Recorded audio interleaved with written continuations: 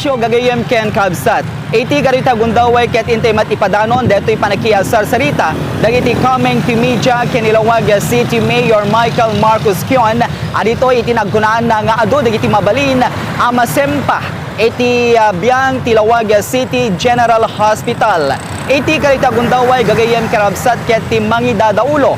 Iti Laoag City General Hospital ket ni Dr. Elizer Asuncion. Dinawat ni Mayor Michael Marcos Keon kadagiti coming to media gagayem ken kabsat nga ipayanda kuma iti duang alawas tapno di kasta ket sananto ipadanon iti latest update iti Laoag City General Hospital.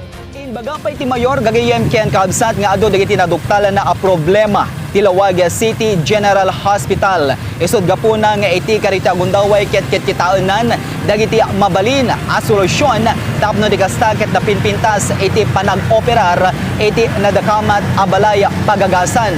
Iti karita gundaway gagayem karabsat ket intay padanon datoy panakiasar sarita dagiti coming to media kini Mayor Michael Marcos Keon. I actually talked to Secretary Duque of the DOH. I also talked to Senator Marcos, and we both agreed that Dr. Dukoy, his health is quite bad. Okay, and because of that, he has agreed. I've actually talked to Dr. Dukoy. He has agreed to be reassigned to the Laoag City Health Office, and the new hospital administrator will be Dr. Asuncion. Elizer. Yes, Elizer Asuncion will be the new hospital administrator. After this, there will be many changes up. We're actually preparing a whole list of changes that we will inform you in the coming days.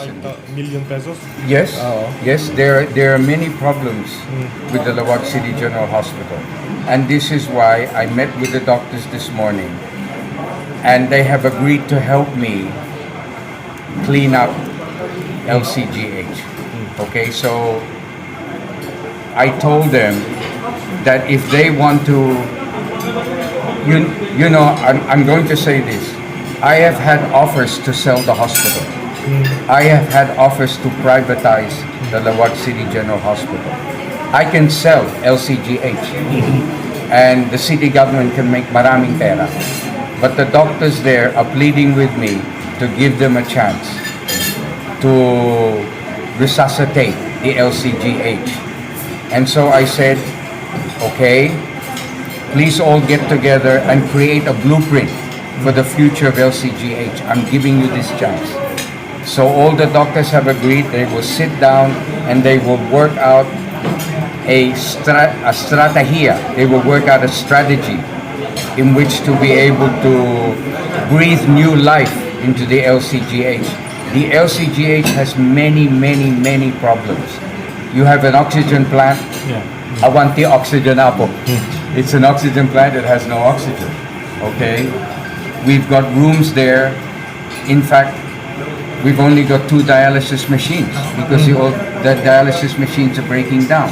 So the Vice Mayor Totolaso, is thinking of allocating 6 million because there's money allocated for the hospital of 6 million for the purchase of land.